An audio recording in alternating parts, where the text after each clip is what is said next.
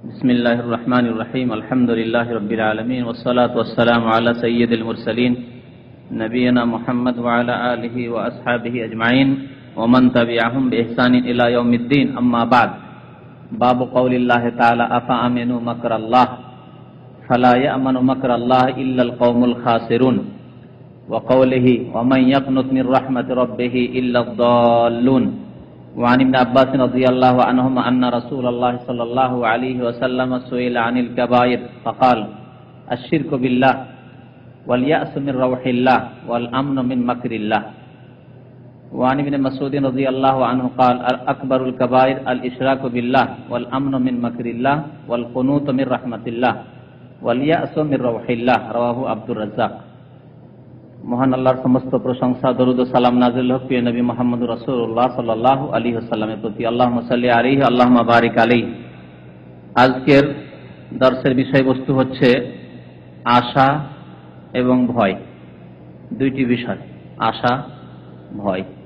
অর্থাৎ আল্লাহ রাব্বুল আলামিনের নিকট আশাও রাখতে হবে এবং ভয়ও করতে হবে, এবং দুইটি সাথে সাথে থাকতে হবে। দুইটির একটি থাকলে হবে না, দুইটি একসাথে থাকতে হবে, আশা এবং ভয়, ভীতি। আর রাজা ওয়াল খৌফ, আরবিতে আর রাজা মানে হচ্ছে আশা আকাঙ্ক্ষা, আশা রাখা, নিরাশ না হওয়া। আল খৌফ মানে ভয়। দুইটি এমন ভাবে থাকতে হবে যেমন কিছু ওলামারা এর উদাহরণে বলেছেন যে পাখির ডানা, পাখির দুইটি ডানা, একটি ডানা যদি ভেঙে যায় উড়তে পারবে? এরোপ্লেনের উড়বে না, সাথে সাথে অ্যাক্সিডেন্ট হবে, অ্যাক্সিডেন্ট হবে। তো একজন বান্দার আশা আল্লাহ রাব্বুল আলামিনের নিকট এবং আল্লাহকে ভয় করা, দুইটি হচ্ছে বান্দার, মানুষের, মুসলিমের দুটি ডানা। দুই ডানার মধ্যে কি থাকতে হবে? ভারসাম্য থাকতে হবে, ভারসাম্য থাকতে হবে। যদি এই ভারসাম্য না থাকে, একটা থাকে আরেকটা না থাকে, বা একটা খুব বেশি আর আরেকটা একেবারে নেই, না এর কাছাকাছি, তাহলে ভারসাম্য নষ্ট হয়ে যাবে আর সেই ব্যক্তি অ্যাক্সিডেন্ট করবে, মানে ঈমান হারিয়ে দেবে, ঈমান হারা হয়ে যাবে। আশা এবং ভয় এই দুইটি বিষয়ের সম্পর্ক কিসের সাথে? অন্তরের সাথে।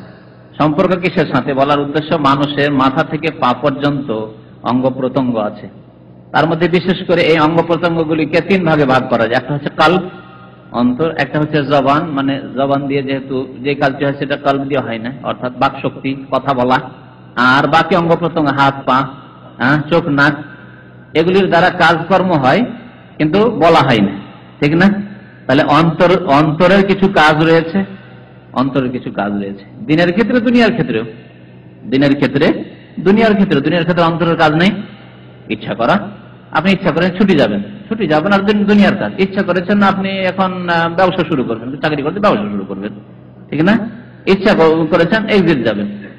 এই যে এগুলো ইচ্ছা, দুনিয়ার ইচ্ছা, এগুলি কোনো দিনের নিয়ত করা নাই। নিয়ত যদি হয় দিনের আমলের নিয়ত, নামাজের নিয়ত করা, ইবাদত বন্দেগীর নিয়ত করা, কোনো ভালো কাজের নিয়ত করা, তাহলে বলা যায় যে এগুলি হচ্ছে দিনই আমল। কিন্তু এগুলি হচ্ছে দুনিয়ার আমল, দুনিয়ার কর্ম।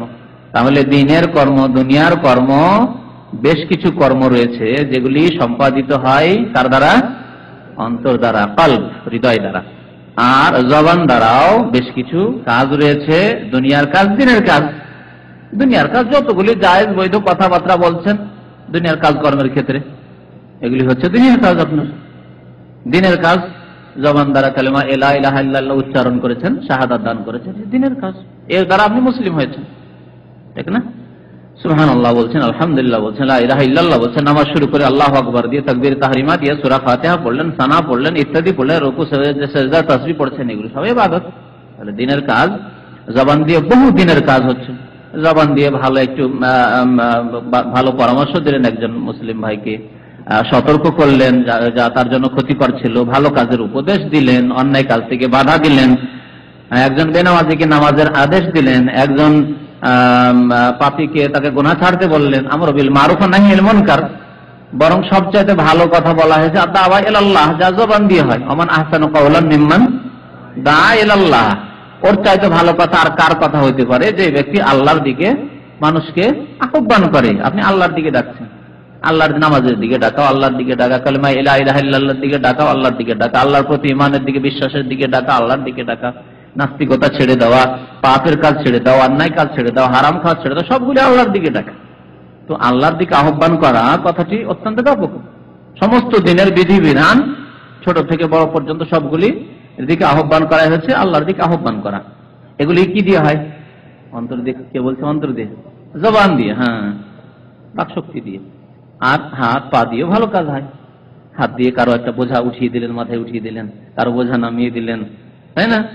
পায়ে হেঁটে গেলেন আপনি হেল্প করার জন্য, কেউ মুসিবতে পড়েছে, কারো সাহায্যের প্রয়োজন হচ্ছে, কেউ অসুস্থ হয়েছে, জি। তো রহমতের নজরে একজন অভাবী লোককে, অসুস্থ ব্যক্তিকে, একজন লোক যে রয়েছে কষ্টে রয়েছে তার দিকে একটু রহমতের নজরে, দয়ার নজরে দেখলেন, একটা এতিম ছেলের দিকে দয়ার নজরে দেখলেন, একটা বিধবার দিকে দয়ার নজরে দেখলেন, এগুলি হচ্ছে চোখের ভালো কাজ। তাহলে চোখের দ্বারা ভালো কাজ হয়, মন্দ কাজ হয়, দুনিয়ারও কাজ হয়, দিনেরও কাজ হয়। তাহলে প্রত্যেকটি অঙ্গ প্রত্যঙ্গ মানুষের যে রয়েছে তা দিয়ে কাজ হয়, ভালো কাজও হয়, মন্দ কাজও হয়, দিনের কাজও হয়, দুনিয়ার কাজও হয়, ঠিক কিনা? ব্রেন যা দিয়ে চিন্তা করছেন আপনি, চিন্তা, ভালো চিন্তা হয়, খারাপ চিন্তা হয়, ভালো চিন্তা হয়, খারাপ চিন্তা হয়। তো যে কথাটি বলছিলাম, যে বিষয়বস্তু কি বলেছি? আশা এবং ভয়। তো আশার সম্পর্ক কিসের সাথে? তাহলে অন্তরের সাথে আশা রাখি। কি দিয়ে আশা রাখি? অন্তরে আশা রাখি, আল্লাহ রাব্বুল আলামিনের নিকট আশা রাখি যে আল্লাহর প্রতি যখন ঈমান নিয়ে এসেছি, দিন ইসলামের বিধিবিধান পালন করছি, 5 ওয়াক্ত নামাজ পড়ছি, রমজান আসলে রোজা রাখছি, টাকা পয়সা হলে যাকাত দিচ্ছি, আলহামদুলিল্লাহ হজ ফরজে হজ করছি বা করেছি বা করব, নিয়ত রেখেছি অন্তর থেকে, আল্লাহ রাব্বুল আলামিনের জন্য ইবাদত বন্দেগী করছি। এই ইবাদত বন্দেগী করে আশা রাখা যে আল্লাহ আমাকে মাফ করে দিবেন, অজান্তে যদি ভুল ত্রুটি হয় বা কোনো ভুল ত্রুটি হয় ছোটখাটো, আল্লাহ মাফ করে দিবেন, তার সাথে তওবাও করছি, আর আল্লাহ আমাকে জান্নাত দেবেন, আশা, আল্লাহর কাছে আমি জান্নাত নেব, আশা। বাবা মায়ের খেদমত যদি করেন ভালো করে, তারপর বাবা মায়ের কাছ থেকে যদি ভালো আশা রাখেন যে বাবা মা সুনজরে দেখবে এবং বাবা মা সাবালক হয়েছে, বিয়ে শাদী দিয়ে দিবে, খরচ খরচা করবে, আমাকে একটা চাকরির জন্য টাকা পয়সা লাগে, টাকা পয়সা দেবে, তাহলে বাবা মায়ের খেদমত করে তাদেরকে সন্তুষ্ট রেখে তারপরে তাদের কাছ থেকে আশা করতে হবে, ঠিক কিনা? তারপরে আশা করতে হবে। তো আশা হচ্ছে আল্লাহ রাব্বুল আলামিনের ইবাদত বন্দেগী করে তার কাছে আশা রাখা যে আল্লাহ আমাকে মাফ করে দেবেন, জাহান্নাম থেকে মুক্তি দান করবেন, আর আমাকে আল্লাহ জান্নাত দেবেন, এর নাম হচ্ছে আশা। আর ভয়, আল্লাহকে ভয় করা, অর্থাৎ আল্লাহর যদি নাফরমানি করি, গুনাহ খাতা করি, অন্যায় অপরাধ করি, যদি নামাজ ছাড়ি, আল্লাহর হকের ক্ষেত্রে হোক, মানুষের হকের ক্ষেত্রে হোক, কোন রকমের অন্যায় যদি আমার দ্বারা হয়, তাহলে আল্লাহ পাকড়াও করবেন, ধরে ফেলবেন। সাথে সাথে না ধরলেও আল্লাহর কাছে ছাড় রয়েছে। আল্লাহ রাব্বুল আলামিন ইমহাল করেন, ইহমাল করেন না। আরবিতে দুইটি শব্দ মনে রাখবেন, ইমহাল আর ইহমাল। আল্লাহ কোরআনে বলছেন আমহিলহুম রুয়াইদা, হে নবী তাদেরকে অবসর দাও। ইমহাল মানে অবসর দেওয়া, ছেড়ে দেওয়া।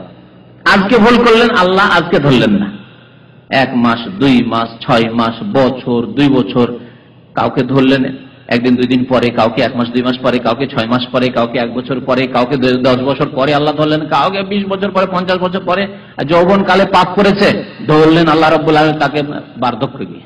আল্লাহ কাউকে দুনিয়াতেও ধরলেন না, আল্লাহ রাব্বুল আলামিন গিয়ে আখিরাতেই ধরলেন, আল্লাহ রাব্বুল আলামিন কবরেই ধরলেন, জি, কাল কিয়ামতে ধরলেন, জাহান্নামে আল্লাহ দিবেন।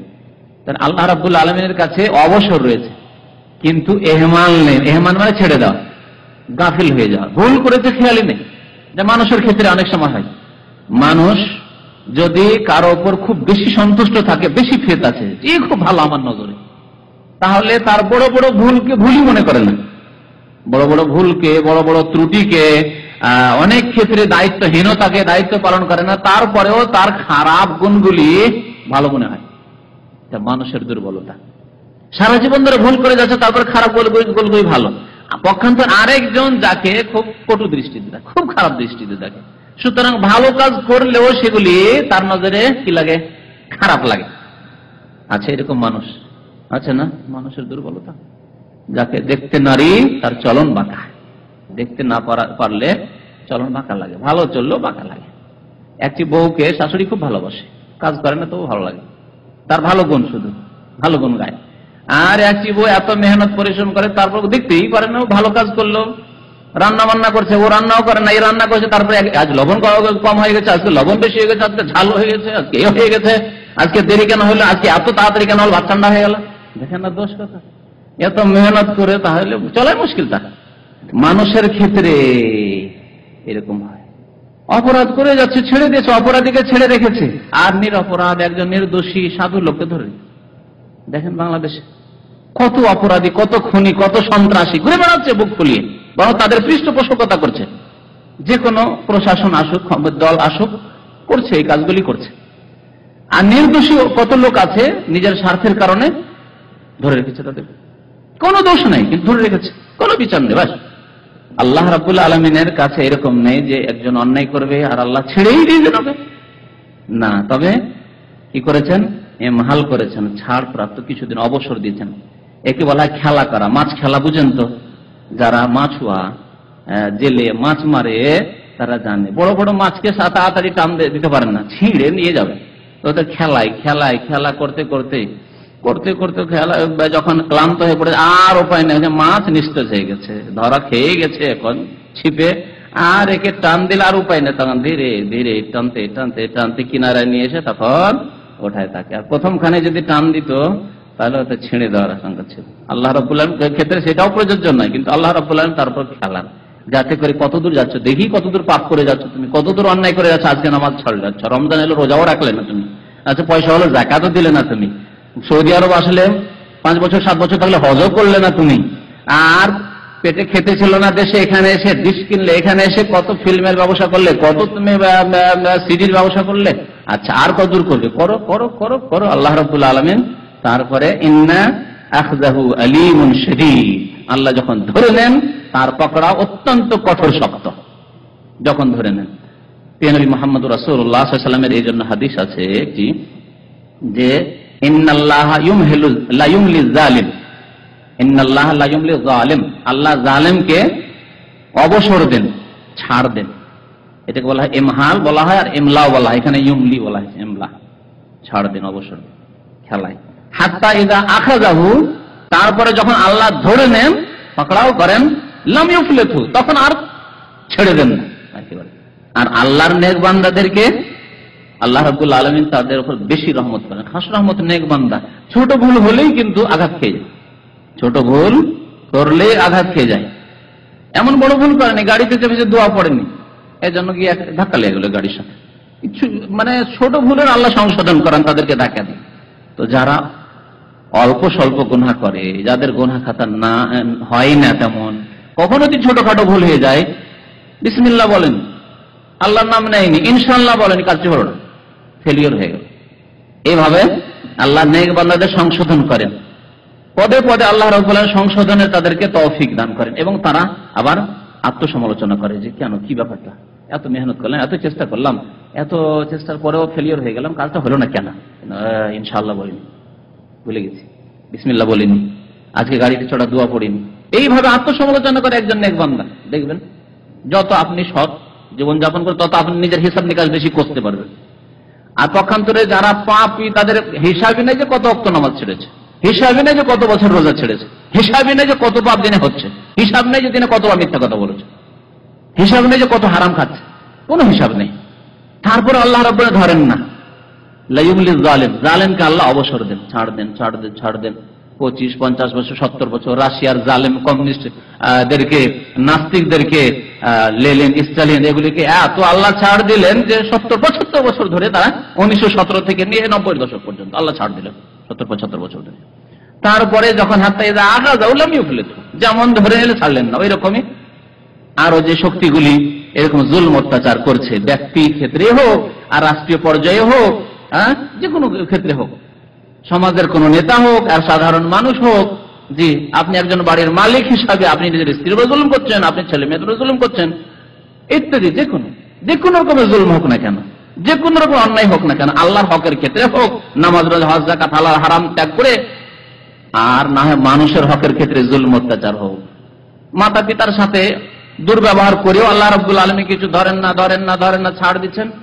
আর যখন আল্লাহ ধরে নেন লাম ইউফলিতু, আর ছাড়েন না, তো একে কি বলা হয়? ভয়। যে কথাটি বলছিলাম, আশার কথা বলা হয়েছে ভয়, যে আমি যদি অন্যায় করি, জুলুম করি, ধরছে না আল্লাহ, কিছুই না, এত লোককে খুন করলাম, কিছুই না, তারপরেও আমি দেশের দাদা মস্তান, কি আমার সামনে দাঁড়ায় না। ধোকায় থাকবেন না, ধোকায় থাকবেন না, অবসর আল্লাহ দিয়েছে। এই যে ধোকায় না থাকা, সবসময় ভয় করা, আল্লাহ আজকে একটি অন্যায় হয়েছে, আল্লাহ যে কখন ধরেন, আল্লাহ মাফ করি, আল্লাহ অন্যায় হয়ে গেছে, আল্লাহ তুমি মাফ করে দাও, কি জানি কি যে হয়। তারপরে কখন যে মরণ চলে আসে, কি অবস্থায় যে মরণ চলে আসে। গান শুনছি, আল্লাহ না করি অবস্থায় যদি মরণ চলে আসে, ফিল্ম দেখছি অবস্থায় যদি হার্ট অ্যাটাক হয়ে যায়, স্ট্রোক হয়ে যায়।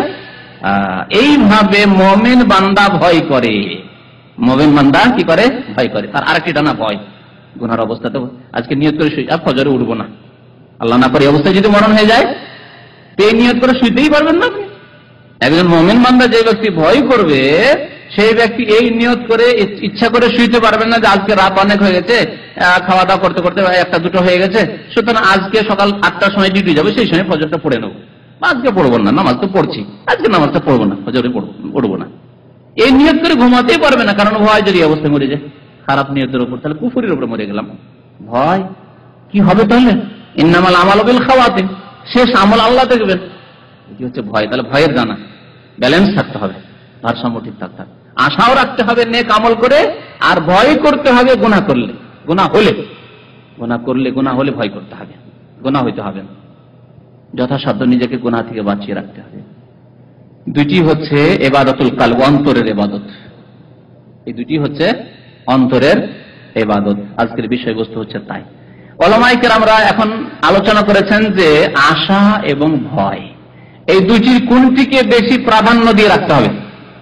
এটি একটি প্রশ্ন আপনাদের সামনে, যে আল্লাহর কাছে আশাও করবেন আর আল্লাহকে ভয় করবেন, কোনটাকে বেশি প্রাধান্য দিয়ে রাখতে হবে, বাড়িয়ে রাখতে হবে?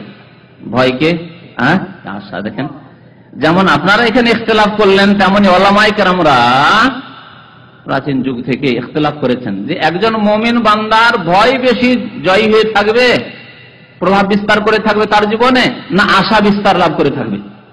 আশা আছে, মুমিন আমি, মুসলিম, 5 ওয়াক্ত নামাজ পড়ছি, গুনাহ তো করি না জেনে শুনে, আল্লাহ মাফ করুন, আল্লাহ গফুরুর রহিম, জান্নাত পাবোই। জি, এটা হচ্ছে আশাকে বাড়িয়ে রাখার। ভয় করছেন, কিন্তু ভয়ের ডানাটা একটু ঝুঁকে আছে, বেশি নাড়াচ্ছেন না এটাকে, শুধু আশার ডানাকে। এই কথা এইরকম করবেন না, ভয়ের ডানা সবসময় ভয়ে, আর আশার ডানাকে থামিয়ে রেখেছেন। কি করতে হবে? ব্যালেন্স তো করতে হবে, তো বললাম অবশ্যই, কিন্তু কাল হিসাবে, সময় হিসাবে ওলামারা বলেছেন যে সময় সাপেক্ষ। একটি হচ্ছে সুস্থ অবস্থা, আপনাদেরকে বলছি মানুষের অবস্থা হচ্ছে দুটি, একটা হচ্ছে সুস্থ অবস্থা, আর একটা হচ্ছে অসুস্থতার অবস্থা, পীড়িত অবস্থা। এখন বলেন দেখি, আপনার সামনে তো অবস্থা তুলে ধরলাম, সুস্থ অবস্থায় কোনটাকে বেশি প্রাধান্য দিয়ে রাখবেন? সুস্থ অবস্থায় আশাকে বেশি প্রাধান্য দিতে হবে। সুস্থ অবস্থায় মানুষের দ্বারা পাপ হওয়া স্বাভাবিক। একজন লোক বিছানায় পড়ে আছে, কখন যে মরণ চলে আসে, মরণের অপেক্ষা, আল্লাহ আর বাঁচবো না, আল্লাহ, তখন পাপ করবে? না নামাজ ধরে নেবে, অনেক বেনামাজি নামাজ ধরে নেয়, আল্লাহ আল্লাহ, জীবনে আল্লাহকে ডাকতো না, আল্লাহ তুমি বাঁচাও, আল্লাহ বাঁচাও। কিন্তু সুস্থ অবস্থায় কোনদিন আল্লাহ তুমি সুখে রেখেছো, আল্লাহ তোমার লাখ লাখ শুকরিয়া, আল্লাহ আল্লাহ তবে নামাজ পড়ছি আমি, এই কথা বলেনি কোনদিন। তাহলে সুস্থ অবস্থায় কোনটাকে বেশি প্রাধান্য দিয়ে রাখতে হবে? ভয়কে। সুস্থ অবস্থায় পাপ হওয়ার সম্ভাবনা বেশি। যৌবন কালে চিন্তাই করনি নামাজের কথা, চিন্তাই করনি পাপ বলে কত যে গুনার দিকে মন গিয়েছে স্বাভাবিক, তখন কি করতে হবে? ভয়কে নিজের ওপর বেশি প্রাধান্য দিয়ে রাখতে হবে, ভয় করতে হবে, আল্লাহর আযাবকে ভয় করতে হবে। তাহলে আযাবের আয়াতগুলি স্মরণে নিয়ে আসতে হবে, আযাবের হাদিসগুলিকে স্মরণ রাখতে হবে যে আল্লাহর আযাব কেমন করে আসে, আদ সম্প্রদায়কে আল্লাহ কি করে ধ্বংস করেছেন, সামুদকে কি করে ধ্বংস করেছেন, লুতের কওমকে সমকামিতার জন্য কিভাবে আল্লাহ ধ্বংস করেছেন, আবু জাহাল আবুল আহাবকে কেমন করে আল্লাহ ধ্বংস করেছেন, কারুনকে আল্লাহ ধ্বংস করেছেন ধন সম্পদের অহংকারের কারণে, নূহ আলাইহিস সালামের জাতিকে আল্লাহ ধ্বংস করেছেন। তাহলে এই যে ধ্বংসের ইতিহাস সবসময় মনে মনে ফিরিয়ে নিয়ে আসতে হবে, চর্চা করতে হবে। আমি যদি এরকম ধন পাওয়ার কারণে আল্লাহকে ভুলে যায়, পরকাল ভুলে যায়, আখিরাত ভুলে যায়, বাপ মার হক ভুলে যায়, আত্মীয় স্বজনদের অধিকার ভুলে যায়, সাবধান সাবধান, ওই রকমই পরিণাম হবে যেমন পরিণাম হয়েছে নূহের ছেলের। জি, তাহলে ভয়কে তখন নিজের উপর প্রভাবিত করে রাখতে হবে, প্রাধান্য দিয়ে রাখতে হবে।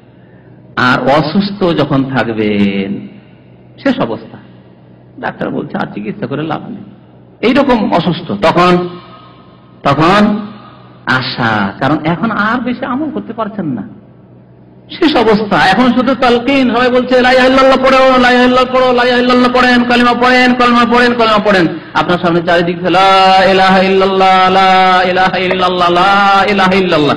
দুটি তরিকা আছে তালকিনের, একটা হচ্ছে লা ইলাহা ইল্লাল্লাহ পড়ো, কোন ওলামারা বলছেন যে না এইভাবে বলতে হবে, যে লা ইলাহা ইল্লাল্লাহ পড়ো, লা ইলাহা ইল্লাল্লাহ পড়ো, পড়তে বলতে হবে। আর অন্য ওলামারা বলছেন না, আদেশ করতে হবে না, শুধু তার সামনে, রোগীর সামনে কি করতে হবে, উচ্চারণ বারবার করে লা ইলাহা ইল্লাল্লাহ পড়তে হবে, লা ইলাহা ইল্লাল্লাহ, লা ইলাহা ইল্লাল্লাহ স্মরণ করে দিতে হবে। কারণ আদেশ করলে এই অবস্থায় হয়তো সে আধা বেহুশ অবস্থায় রয়েছে, খেয়াল নেই, ইমান বলে, ইসলাম বলে, কলেমা বলে, আর কি বলছো, আমার ভালো লাগে না কিছু, যদি এরকম বলে ফেলে কি হবে, আল্লাহু আকবার, পরিণাম খারাপ হয়ে যাবে শেষ অবস্থায়। সুতরাং অনেক ওলামারা বলছেন না, আদেশ করিও না তাকে। কিছু ওলামারা বলছেন যে না, শুধু তার সামনে পড়ে হবে না, গাফিলতি থাকতে পারে, সুতরাং তাকে আদেশ করতে হবে। যেমন অনেক বলে, নতুন একটা কেউ, তার মেয়ে আসলো, দূরে ছিল, আসলো, ছেলে আসলো, দূর থেকে আসলো, চিনতে পারছেন এটাকে চিনতে পারছেন, চেনাচ্ছেন, তো এরকম বলেন তাকে যে লা ইলাহা ইল্লাল্লাহ বলেন। নবী করিম সাল্লাল্লাহু আলাইহি ওয়াসাল্লাম আবু তালেবকে গিয়ে শেষখানে কি বলেছিলেন, ইয়া আম্মি কুল লা ইলাহা ইল্লাল্লাহ, তাদের দলিল, হে চাচা শেষখানে একটু লা ইলাহা ইল্লাল্লাহ বলে নেন, আল্লাহ ছাড়া কেউ সত্যবার হক মাবুদ নেই, উপাস্য নেই বলে নেন।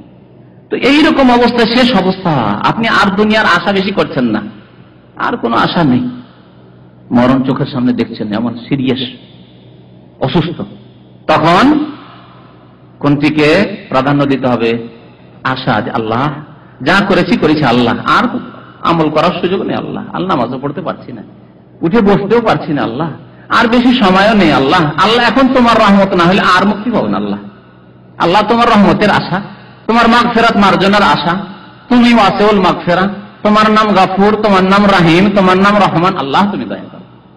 বুঝতে পেরেছেন? জি। তো আশা এবং ভয় দুটি একসাথে থাকতে হবে, এবং এই দুইটি হচ্ছে ফরজ, অন্তরের ফরজ ইবাদত হচ্ছে আশা এবং ভয়, আশাও রাখতে হবে আর ভয় করতে হবে। কোরআনে কারীমের বেশ কিছু আয়াতে আল্লাহ রাব্বুল আলামিন আশা ভয় দুইটিকে একসাথে বর্ণনা করেছেন, কখনো কখনো পৃথক করে বর্ণনা করেছেন, এক আয়াতে ভয়ের কথা আর এক আয়াতে আশার কথা, আবার কখনো কখনো দুইটিকে একসাথে বর্ণনা করেছেন, যাতে করে আমরা ভারসাম্যটা ঠিক রাখি, দুটোই আমাদের অন্তরে থাকে। যেমন সূরা বনী ইসরাঈলে একটি আয়াত রয়েছে, উলাইকাল্লাযীনা ইয়াদউনা ইয়াবতাগুনা ইলা রাব্বিহিমিল ওয়াসিলা, যে সব নেক বান্দা, সৎ বান্দাদের কে সিজদা করে, তাদের কবর মাজারে গিয়ে সিজদা করে, তাদের সম্পর্কে আল্লাহ বলছেন। শত লোকেরা ছিলেন, আব্দুল কাদের জিলানী, খাজা মঈনুদ্দিন চিশতি, এইরকম ইমাম আবু হানিফা, বা কোন সাহাবী, কোন তাবেঈ, তারা ইন্তেকাল করেছেন, কবরে চলে গেছেন। তাদেরকে যদি সিজদা করে, তাদের কবরে গিয়ে খাসি মোরগ জবাই করে, তাদেরকে যদি কেউ আহ্বান করে, ইয়া গাউসুল আজম মাদাদ, ইয়া চিশতি মাদাদ, যদি কবর মাজারে গিয়ে দরখাস্ত করে, কি শিরক কিনা? কারণ এরাও আল্লাহর নৈকট্য সন্ধান করে, যে আল্লাহর নিকটবর্তী কি করে হতে পারবো, আল্লাহর সন্তুষ্টি কেমন করে হাসিল করতে পারবো, তাদের ওই চিন্তা। কারণ আল্লাহর সান্নিধ্য ছাড়া তাদের কোনো মুক্তির গতি নেই। উলাইকাল্লাযীনা ইয়াদউন, ওরা যাদেরকে ডেকে থাকে লোকেরা, মুশরিক লোকেরা যাদেরকে আহ্বান করে থাকে, গৌস বলে থাকে, কুতুব বলে থাকে, ইয়াবতাগুনা ইলা রাব্বিহিমিল ওয়াসিলা, তারা তাদের রবের ওয়াসিলা মানে আল কুরবা, নৈকট্য অর্জন করে। তারাও নৈকট্য অর্জন করেছে যখন কর্মের সুযোগ ছিল, এবং তারা আল্লাহর কাছে আশা রাখে, আইয়ুহুম আকরাব, যে তাদেরকে আল্লাহর বেশি নিকটবর্তী হতে পারে, ওয়া ইয়ারজুনা রাহমাতাহ, আল্লাহর রহমতের তারা কি রাখে, আশা রাখে, আশাবাদী, ইয়ারজুনা এই যে রাজা, ওয়া ইয়াখাফুনা আযাব, এবং তারাও আল্লাহর আযাবকে, শাস্তিকে ভয় করে। একসাথে আল্লাহ বর্ণনা করলেন কিনা, ইয়ারজুনা রাহমাতাহ, তাহলে আল্লাহর রহমতের রাজা আশা, ওয়া ইয়াখাফুনা আযাব, আল্লাহর আযাবের খৌফ ভয়, তাহলে দুটি সমানভাবে থাকতে হবে। ইন্না আযাব রাব্বিকা কানা মাহযুরা, সূরা বনী ইসরাঈল আয়াত নম্বর 57। সূরা আম্বিয়া দেখুন আয়াত নম্বর 90, ইন্নাহুম কানু ইউসারিউনা ফিল খায়রাত, আল্লাহ নবী রাসূলদের কথা, কয়েকজন নবী রাসূলদের কথা উল্লেখ করার পরে ইরশাদ করছেন, ইন্নাহুম কানু ইউসারিউনা ফিল খায়রাত, নবীদের মর্যাদা পেতে পারে ওলি, পেতে পারে। নবীদের সম্পর্কে আল্লাহ রাব্বুল বলছেন, ইন্নাহুম কানু ইউসারিউনা ফিল খায়রাত, নবীগণ কল্যাণের কাজে তারা কি করতেন? প্রতিযোগিতা করতেন। দ্রুত ছুটতেন প্রতিযোগিতামূলক।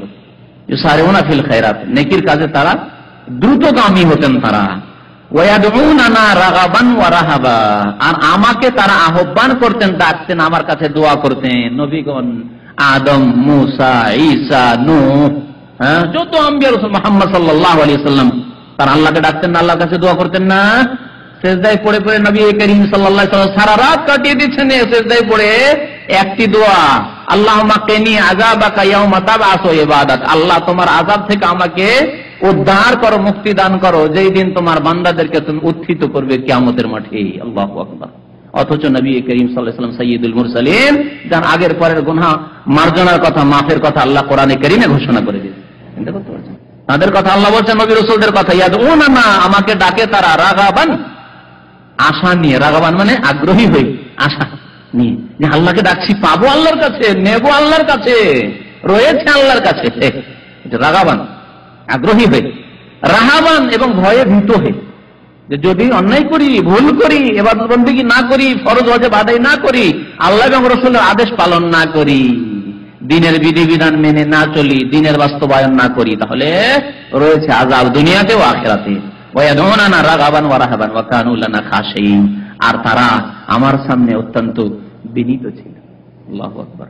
তাহলে দেখেন, রাগাবান, রাহাবান, আশার কথা আল্লাহ বললেন, আর কিসের কথা? ভয়ের কথা আল্লাহ রাব্বুল আলামিন বললেন। এখন দেখুন যে আয়াত এবং হাদিসগুলি রয়েছে আমাদের আজকের দার্সে। লেখক বলছেন, বাবু কাউলিল্লাহি তাআলা, মহান আল্লাহর বাণী, আফা আমিনু মাকরাল্লাহ, তারা বিভিন্ন জালেম কাফের জাতির কথা উল্লেখ করার পরে যারা জুলম অত্যাচার করেছে এবং ধ্বংসে পতিত হয়েছে তাদের কথা উল্লেখ করে মহান আল্লাহ ইরশাদ করেছেন। এর পূর্বে সূরা আরাফে তাদের ঘটনা বর্ণনা করা, আয়াত নম্বর 99, ইরশাদ করেছেন, আফা আমিনু মাকরাল্লাহ, তারা আল্লাহর পাকড়াও থেকে কি তারা নির্ভীক হয়ে গেছে? আমেনা মানে ভয় ছাড়া হয়ে যায়, ভয় না করা। তারা কি আল্লাহর মাকর বলা হয়েছে। মাকর মানে মানুষের ক্ষেত্রে ছলনা, ষড়যন্ত্র, এগুলি কিন্তু ষড়যন্ত্র, ছলনা, এগুলি ভাষা প্রশংসিত নয়। প্রশংসিত কি ভাষাগুলি? খারাপ অর্থে ব্যবহার করা হয়। এই লোকটি ষড়যন্ত্র করছে, আমার বিরুদ্ধে ষড়যন্ত্র করছে, ওর সম্পর্কে ষড়যন্ত্র করছে, এই ছলনাকারী, তাহলে কথাগুলি ভালো নয়, প্রশংসিত শব্দ নয়। এই জন্য মাকর, আল্লাহ রাব্বুল আলামিনের জাত সত্তার ক্ষেত্রে মাকর মানে অনুবাদকারীরা বাংলা ভাষায় পাকড়াও বলেছে। আর আল্লাহ রাব্বুল আলামিনের মাকর আরো ব্যাখ্যা করে বোঝাতে হলে তাফসীরকারগণ বলেছেন যে আল্লাহ রাব্বুল আলামিনের মাকর হচ্ছে ষড়যন্ত্র নয়, যেমন মানুষ করে থাকে, ছলনা নয়, বরং ছাড় দেওয়া, অবসর দেওয়া, এটি হচ্ছে আল্লাহর পক্ষ থেকে মাকর। কারণ আল্লাহ রাব্বুল আলামিন যদি নগদ নগদ ধরে ফেলেন, যেমনই ভুল করলেন তেমনি আছাড় খেয়ে পড়ে গেলেন। একটি লোক যেমনই ব্লু ফিল্ম দেখতে লেগেছে তেমনই বেহুশ হয়ে পড়ে গেছে, আর জীবনে দেখবে? বলেন তো, জীবনে দেখবে? একদিন ফজর নামাজ ছেড়েছে, আর সেই দিনই এমন রোগ হয়েছে যে বাঁচাও বাঁচাও, আমার পেশাব বন্ধ হয়েছে, পায়খানা বন্ধ হয়েছে, চলো হসপিটাল নিয়ে চলো। আর জীবনে নামাজ ছাড়বে? নগদ নগদ যদি আল্লাহ ধরে ফেলতেন, কবরে সেজদা করতে গেছে, মাজার মেলায় গেছে, আর সেখানে গিয়ে যদি একবার যদি কোন আঘাত খেয়ে যায়, সাথে গিয়েছিল, ফেরিতে চলেছে বা স্টিমারে, পানি জাহাজে, যেমন বাংলাদেশে অনেকে যায়, এরকম শিরকুফুরি করতে গিয়ে অনেকে অ্যাক্সিডেন্ট হয়ে মারা যায়, পানি জাহাজে হোক, পানি জলযাত্রায় হোক, অথবা বাস অ্যাক্সিডেন্ট করে, হচ্ছে কি হচ্ছে না? তো যদি এইরকম হয়, দেখা গেল যে আশেপাশে 10, 20টা, 50টা লোক সবাই মারা গেছে, আমি কোন রকম করে বেঁচে গেছি, এমন ভয়ভীত হয়ে যাবে। সত্যি যদি তাওহীদের গন্ধ থাকে, শিরকে ডুবে না থাকে, কবর মাজার পূজায় ডুবে না থাকে, আর জীবনে যাবে না। যে যাকে মনে করছে উদ্ধারকারী, শাহজালাল, আটরসি আর মাইজভান্ডারী, সেখানে গিয়ে এইরকম অ্যাক্সিডেন্ট, সব লোক মরে গেল, আল্লাহ কোন রকম আমাকে বাঁচিয়েছে, আর জীবনে যাবো না আমি, ঠিক কিনা? তা আল্লাহ নগদ নগদ এইরকম শাস্তি দেন না, অবসর দেন। 5 বার, 7 বার, 10 বার, কি সারা জীবন ধরে আটরসি আর মাইজভান্ডারীর পূজারী হয়ে থেকে গেলেন, দিওয়ানবাগি হয়ে থেকে গেলেন, তারপর আল্লাহ কোনো শাস্তি দিলেন না, শাস্তি দিলেন না আল্লাহ রাব্বুল আলামিন। এটি হচ্ছে আল্লাহর মাকর, মানে অবসর দিয়ে দেওয়া, অবসর দিয়ে দেওয়া। এই জন্য আগে বলেছি আল্লাহ রাব্বুল আলামিন নেক বান্দাকে বেশি অবসর দেন না, কারণ আল্লাহ চান না যে এই লোক হতভাগা হয়ে জাহান্নামে পথে চলে যাক। এই লোকটি এত ভালো আমল করছে, এর মধ্যে এই যে ছোট ভুল হয়ে গেল, এটা তার জন্য ঈমান নিয়ে দুর্বলতা সৃষ্টি করবে। আজকে একটা ভুল করলে কালকে আরো 2-3টা করবে, এই করে করতে করতে হয়তো তার দ্বারা অনেক গুনাহ হয়ে যাবে। তখন আল্লাহ রাব্বুল আলামিন সংশোধন করবেন। একটি লোক দিনে 50টি 100টি মিথ্যা কথা বলছে, আল্লাহ রাব্বুল আলামিন তারপর অবসর দিয়ে রেখেছেন, ধরেন না। আর একজন সৎ লোকে একটি মিথ্যা কথা বলতেই আঘাত খেয়ে গেল। তার অন্তর্দৃষ্টি দিয়ে বুঝতে পারলো যে ওহ, আমি আজকে একটি মিথ্যা কথা বলেছি। সুবহানাল্লাহ। একজন মুমিন মানুষ এভাবে মুহাসাবায়ে নফস করে। নবী করিম সাল্লাল্লাহু আলাইহি ওয়াসাল্লাম বলেছেন, হাসিবু আনফুসাকুম ক্বাবলা আন তুহাসাবু। তোমাদের হিসাব নেওয়ার পূর্বে, যে আল্লাহ তোমাদের হিসাব নেবেন, তারপরে তোমরা কি করো? তোমাদের নিজের হিসাব নিজেই নাও, নিজের হিসাব নিজেই নাও। তো আল্লাহ রাব্বুল আলামিনের মাকর এর অর্থ একটি করলাম পাকড়াও। তারা কি আল্লাহর পকড়াও, যে আল্লাহ ধরে নেবেন, এ সম্পর্কে তার নির্ভীক হয়ে গেছে। কোনো খেয়ালই নেই যে আল্লাহ ধরবেন, এই বলে খেয়ালই নেই। কি আবার কি, এগুলো প্রাকৃতিক দুর্যোগ। আজকাল মুসলমানদের কি অবস্থা, আমাদের দেশে পত্রপত্রিকা পড়ছেন তো, বন্যা হলো প্রাকৃতিক দুর্যোগ, ভূমিকম্প হলো প্রাকৃতিক দুর্যোগ, জলোচ্ছ্বাস হলো প্রাকৃতিক দুর্যোগ, ঘূর্ণিঝড় হলো প্রাকৃতিক দুর্যোগ, তাই না? গজব এলাহি বলছে না, আল্লাহর শাস্তি এই কথা বলছে না। আল্লাহু আকবার। কোথায় গিয়েছে মুসলমানদের ঈমান? এরা হলো আফানুন মাকর আল্লাহ, আল্লাহর আযাব, আল্লাহর পাকড়াও থেকে তা নির্ভীক হয়ে যায়, খেয়াল বেখেয়াল হয়ে গেছে, কোনো চিন্তাই নেই তাদের যে আল্লাহ রাব্বুল আলামিন ধরে থাকেন, ধরবেন, আজকে না ধরলে কালকে ধরবেন, কিছুদিন পরে ধরবেন, আর মরণের পরে তো হিসাব দিতেই হবে, জবাব দিতে হবে, খেয়ালই নেই। আফামিনু মাকর আল্লাহ, তারা কি নির্ভীক হয়ে গেছে আল্লাহর পকড়াও থেকে? ফালা ইয়ামানু মাকর আল্লাহ ইল্লাল কওমুল খাসিরুন। আল্লাহর পকড়াও থেকে যারা নির্ভীক হয়ে যায়, ভয় করে না আল্লাহর পকড়াওকে, তারা কারা? ক্ষতিগ্রস্ত জাতি। আল কওমুল খাসিরুন, ক্ষতিগ্রস্ত জাতি। আর মুমিন, সত্যি যদি মুমিন হয় আল্লাহ রাব্বুল আলামিনের নিকটে, যাদেরকে মুমিন আল্লাহ বলেছেন, আর মুমিনের যেসব শর্ত রয়েছে, করণীয় রয়েছে, করণীয়র মাধ্যমে, আকীদা এবং আমলের মাধ্যমে যারা মুমিন, তারা ক্ষতিগ্রস্ত নয়। তারা ক্ষতিগ্রস্ত কি? তারা ক্ষতিগ্রস্ত নয়। সূরা আসর পড়ে দেখুন, ওয়াল আসরে ইন্নাল ইনসানা লাফি খুসর। মানুষ ক্ষতিগ্রস্ত, সারা বিশ্বের মানুষ কি ক্ষতিগ্রস্ত। তবে কারা ক্ষতিগ্রস্ত নয়? ইল্লাল্লাযিনা আমানু, কিন্তু যারা ঈমানদার। ঈমানদার 6টি বিষয়ের প্রতি ঈমান আছে, দাবি করলে হবে যে আমি যে মুসলমান, আমি ঈমানদার না। প্রাকৃতিক দুর্যোগ বলছেন আবার ঈমানদার? আল্লাহর আযাবে কোথায় ঈমান? আল্লাহর পাকড়ায় কোথায় ঈমান? পরকালে কোথায় ঈমান? ঈমান বিল আখিরা, 6টি ঈমানের পিলারের মধ্যে একটি পরকালের প্রতি ঈমান। কোথায় পরকাল বলে চিন্তা আছে আপনার? ইল্লাল্লাযিনা আমানু, যারা মুমিন, ওয়া আমিলুস সালিহাত, শুধু ঈমানের দাবিদার নয়, এর সত্যায়ন করে, প্রমাণ করে আমি যে মুমিন, সৎ কাজের মাধ্যমে, 5 ওয়াক্ত নামাজের মাধ্যমে, রোজার মাধ্যমে, হজের মাধ্যমে, যাকাতের মাধ্যমে, মাতা পিতার সেবার মাধ্যমে, আল্লাহর হক আদায় করার মাধ্যমে, হারাম থেকে বেঁচে থাকার মাধ্যমে, হালাল খাওয়ার মাধ্যমে, জি, নেক কাজ করার মাধ্যমে, দ্বীনের খেদমত করার মাধ্যমে সারা জীবন মেহনত করলো মানব রচিত বিধানের, মানুষের তৈরি করা দলের, পার্টির খেদমতে লাগিয়ে দিল নিজেকে, আর সমস্ত রক্তকে পানি করে দিল, ঘাম করে বের করে দিল শরীর থেকে, শুধু পার্টির খেদমতে। বুড়া হয়ে গেল পার্টি করতে করতে যৌবন কাল থেকে, কিন্তু কোরআন এবং হাদিসের খেদমতে একদিনও সময় দেয়নি। তারা ক্ষতিগ্রস্ত নয়। তাদের এই গুণের কথা আল্লাহ বলেছেন, জানেন কি? 4টি গুণের কথা বলেছেন। একটা হচ্ছে ঈমান, আরেকটি হচ্ছে সৎ আমল, আর বহু বচন সলিহাত আল্লাহ বলেছেন। এই 1-2টি কাজ করে নাই, নামাজ তো পড়ি, নামাজও পড়িয়ে আর মানুষের খেদমত করি, আল্লাহর দ্বীনের খেদমত করি না, গদির খেদমত করি, কুরসির খেদমত করি, পেটের খেদমত করি, নামাজটা পড়ে নিয়ে হারাম খাই, মানে পেটের খেদমত করি, যৌন চাহিদার খেদমত করি। কারণ যৌন চাহিদা, যে ফিল্ম দেখো, প্রবৃত্তির কামনা বাসনা, তাহলে হবে না। ওয়া আমিলুস সালিহাত, সৎ কর্মগুলি বলে। আল্লাহ রাব্বুল আলামিন যা সৎ বলেছেন সৎ, আল্লাহ রাসূল যা সৎ বলেছেন সৎ কাজ করে। আর অসৎ কাজ থেকে বেঁচে থাকা হচ্ছে সৎ কাজ। অসৎ কাজ থেকে, পাপ থেকে বেঁচে থাকা হচ্ছে সৎ কাজ। ওয়া আমিলুস সালিহাত। আর কি? ওয়া তাওয়াসাউ বিল হাক্কি, সত্যের উপদেশ দান করে, সত্যকে প্রচার করে। আপনি নিজের পার্টির প্রচারে লেগে আছেন, অভিযানে লেগে আছেন আপনি, প্রচারণা অভিযান। আপনার দলকে জিতাতে হবে, আপনার দলকে শক্তিশালী করতে হবে, আপনার দলকে যে ডিস্ট্রিক্টে পৌঁছে সে ডিস্ট্রিক্টে পৌঁছে দিতে হবে, যেখানে সংগঠন হয়নি সেখানে সংগঠন করতে হবে, এই কাজে লেগে আছেন। কিন্তু আল্লাহ এবং রসুলের দ্বীনের খেদমতে কোরআনের দাওয়াত পৌঁছেনি, হাদিসের দাওয়াত পৌঁছেনি, শিরক করছে মানুষ, ইসলামের নামে কবর মাজার পূজা করছে, তাওহীদের দাওয়াত পৌঁছেনি, সেখানে পৌঁছাতে হবে। এই চিন্তা তো আপনার নেই, এই চিন্তা তো আপনার নেই। ভিনওয়াজি হলে চমক গ্রামে নামাজ এনে মসজিদে আজান হয় না, একামত হয় না, যেমন অধিকাংশ লোক নামাজ পড়ে, সেখানে নামাজের কথা পৌঁছাতে হবে। কবর মাজার পূজায় লিপ্ত রয়েছে তাদেরকে সতর্ক করতে হবে না, ওয়াতাওয়াসাউ বিল হক করেন না আপনি, চলবে না। 3 নম্বর। 4 নম্বর, এই ক্ষেত্রে ধৈর্য ধারণ করতে হবে, কারণ যখনই আপনি সৎ কথা হক কথা মানুষের কাছে পৌঁছাবেন তখন হক কথা কি লাগবে, হ্যাঁ, তিতা লাগবে।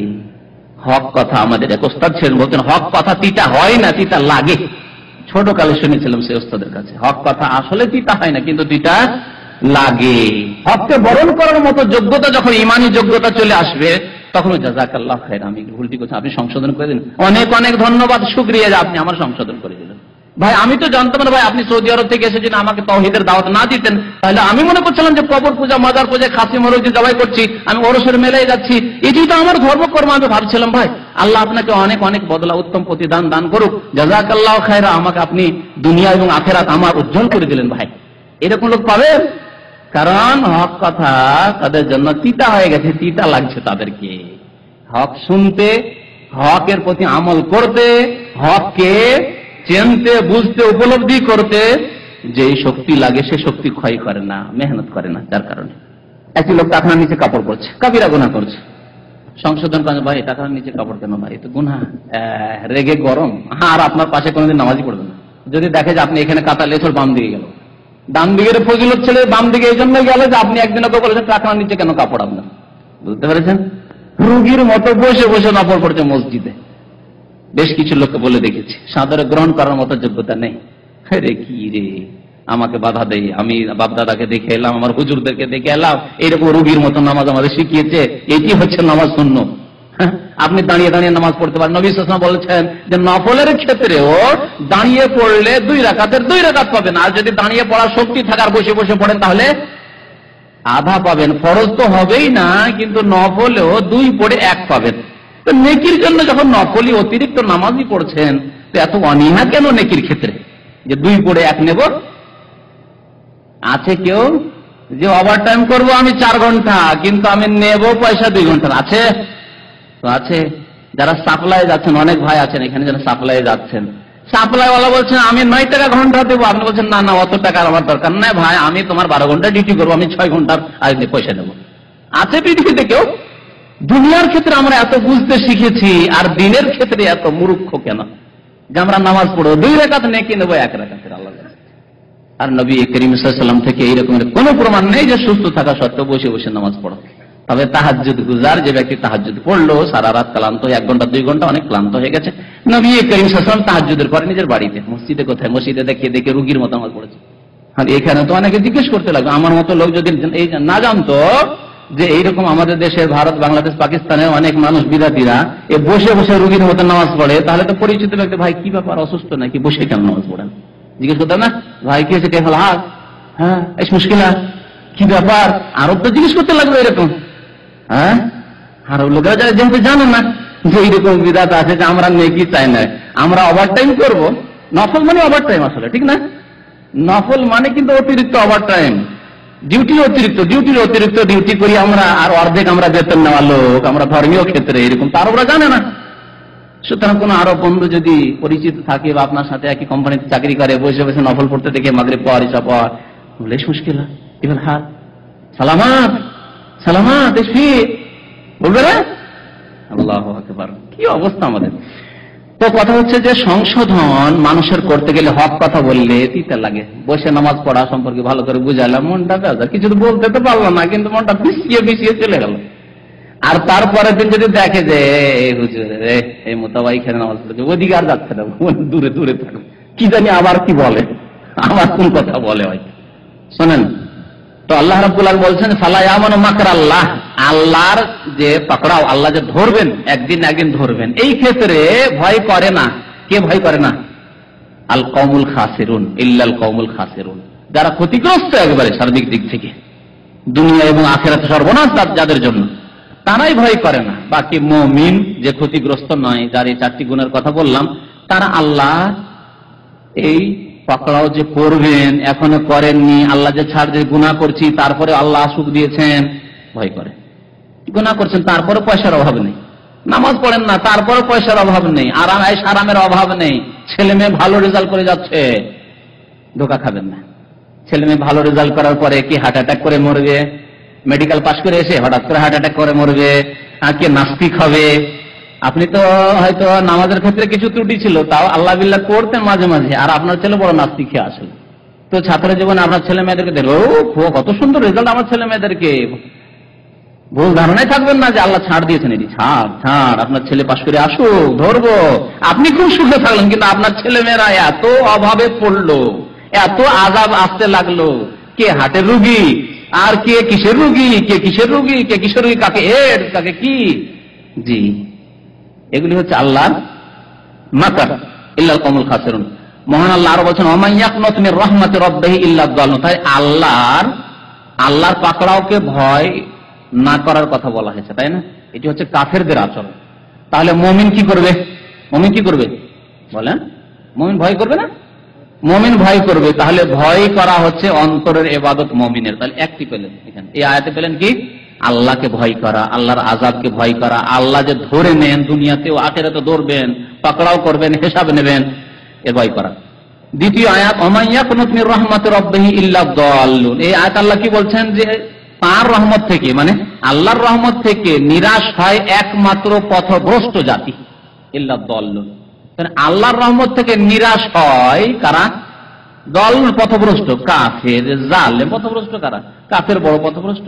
তারপরে মুমিনদের মধ্যে যারা ফাসিক, অপরাধী, গুনাহগার, পাপিষ্ঠ, তারা দল্লুন, পথভ্রষ্ট। বিদাতি, যারা শিরক করে থাকে, শিরকি আমল করে থাকে, শিরকি আকীদা রাখে, দল্লুন, তারা গোমরা, পথভ্রষ্ট। তাহলে পথভ্রষ্ট যারা, তারা আল্লাহর রহমত থেকে নিরাশ হয় একমাত্র, কারণ তাদের কাছে কোনো পাথেই নেই। তাহলে তো নিরাশ হইতে হবে, কি করে পাবে? কি আশা করতে পারে যে ব্যক্তি বিনা নামাজে আল্লাহর সাথে সাক্ষাৎ করলো, সারা জীবন নামাজ পড়েনি, হঠাৎ করে মর অবস্থা, এখন মুমূর্ষ অবস্থা, কি আশা করবে আল্লাহর কাছে?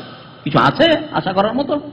গুমরাহ, পাপিষ্ঠ, গুনাহগার। তাহলে আল্লাহর রহমত থেকে তারাই নিরাশ। তাহলে পক্ষান্তরে মুমিনের উল্টো, তাই না? কি? যে আশাবাদী হবে। তো এই আয়াত কি প্রমাণ করলো? যে মুমিন আল্লাহর কাছে কি রাখবে? আশা রাখবে। পক্ষান্তরে যারা কমিন, কমিন কারা? আমাদের দেশে কমিনা বলে না, কমিন মানে জালেম, বদ প্রকৃতির মানুষ।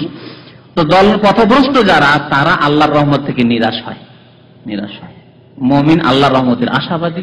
তো দ্বিতীয় আয়াতে তাহলে আল্লাহর প্রতি আশার কথা উল্লেখ করা হয়েছে। পক্ষান্তরে জালেম, গোমরা, পথভ্রষ্ট, তারা আল্লাহর রহমত থেকে নিরাশ হবে, কারণ তাদের কাছে কিছু নেই, পুঁজি নেই।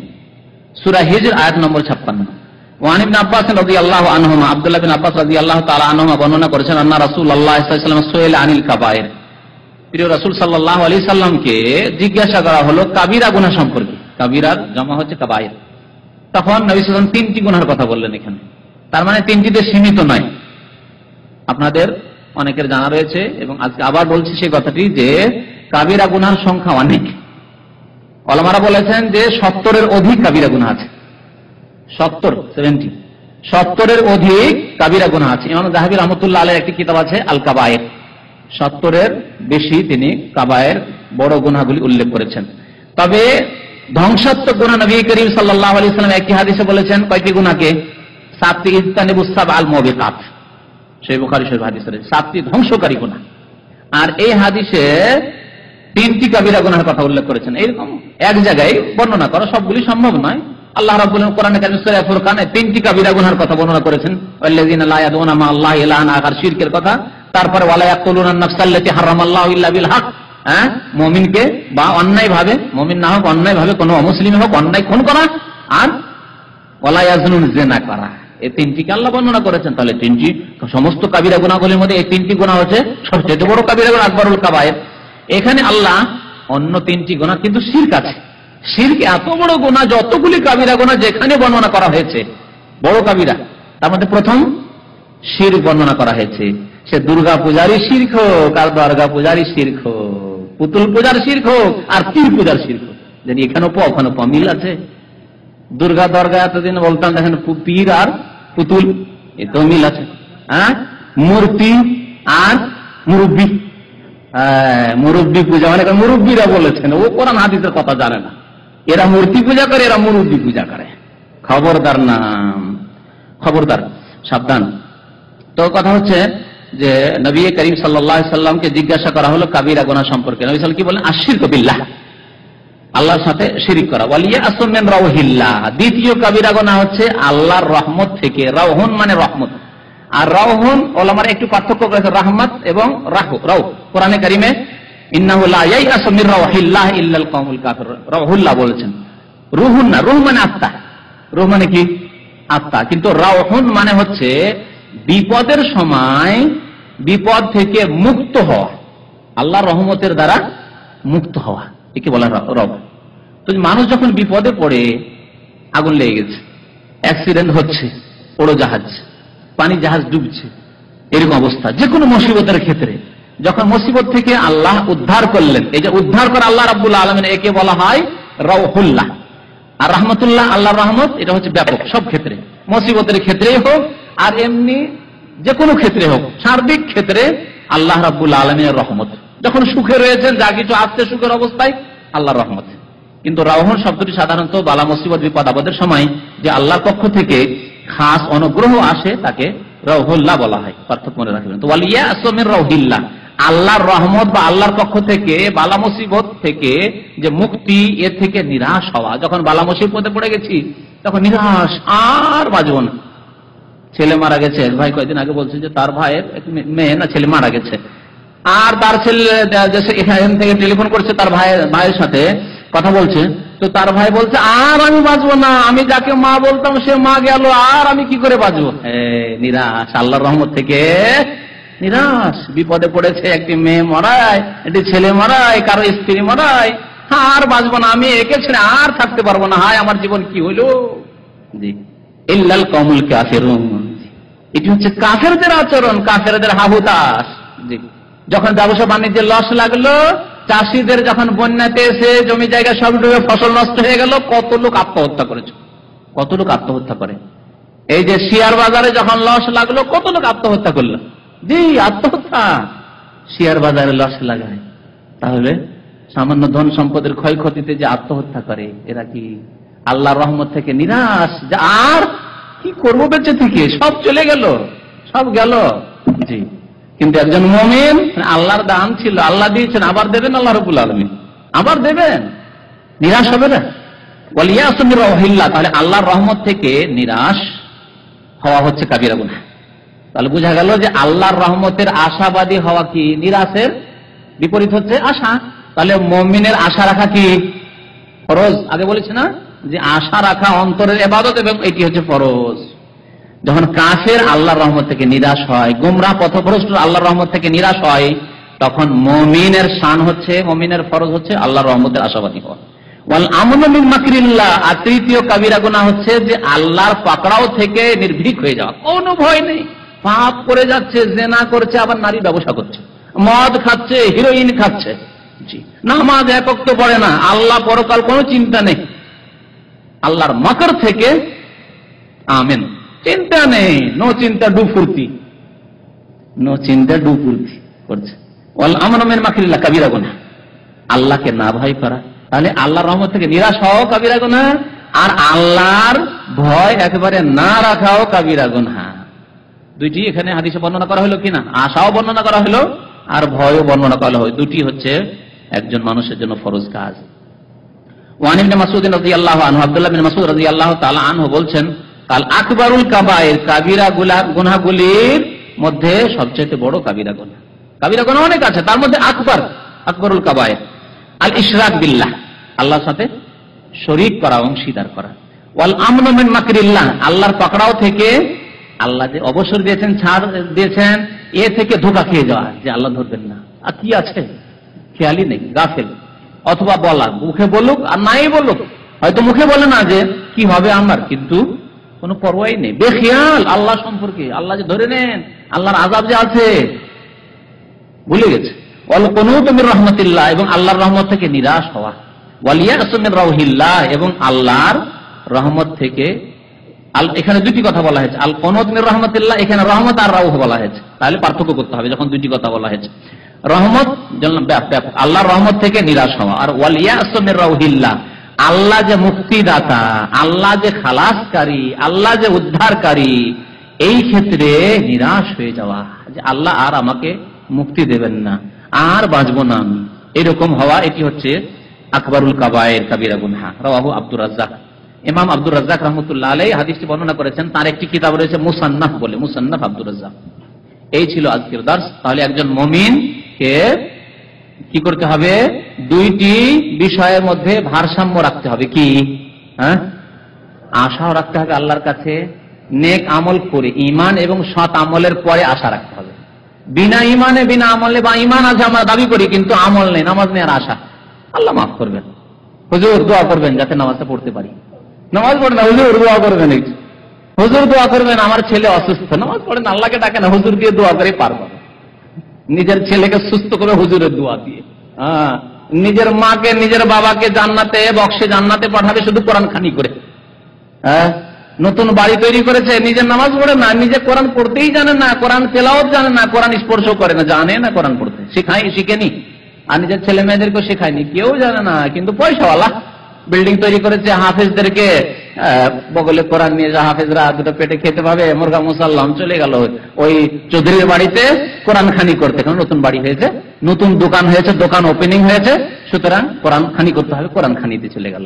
এই কোরআনের বরকত দিয়ে সে কি রাখে?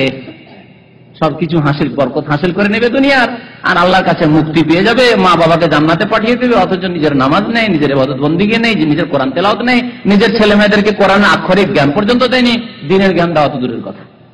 এ হচ্ছে আমাদের দেশের মুসলমানদের, সিংহভাগ অধিকাংশ মুসলমানদের অবস্থা। বাস্তুর চিত্র চিন্তা করুন যে কি অবস্থা, কোথায় আমাদের অবস্থান রয়েছে। গৌরব করে যে আমার ছেলে ইংলিশ বলতে পারে, আমার মেয়ে ইংলিশ বলতে পারে, আমার স্বামী স্ত্রী ইংলিশ বলতে পারি, কিন্তু কোরআনের আলিফ লাম মিম জালিকাল কিতাবের জ্ঞান নেই, যে কোনটি জালিকা, কোনটি কিতাব, লারাই বা কোনটি, কিছুই জানে না। ইতিম, ইমানের ইতিম, ইসলামের ইতিম, কোরআনের ইতিম। আল্লাহু আকবার। এই হচ্ছে মুসলমানদের অবস্থা। আল্লাহ রাব্বুল আলামিন আমাদের যেন অতীতের গুনাহ খাতা মাফ করে দেন। আল্লাহ আমাদেরকে নেক আমলের মাধ্যমে তার রহমতের আশাবাদী হওয়ার জন্য তৌফিক দান করেন। আল্লাহ রাব্বুল আলামিন তার আযাবকে, তার শাস্তিকে ভয় করার জন্য আমাদেরকে তৌফিক দান করেন। আল্লাহ রাব্বুল আলামিন আমাদেরকে সৎ জীবন যাপনের জন্য তৌফিক দান করেন। আমিন। ওয়া সাল্লাল্লাহু আলা নবিয়িনা মুহাম্মদ ওয়া আলা আলিহি ওয়া সাহবিহি আজমাইন।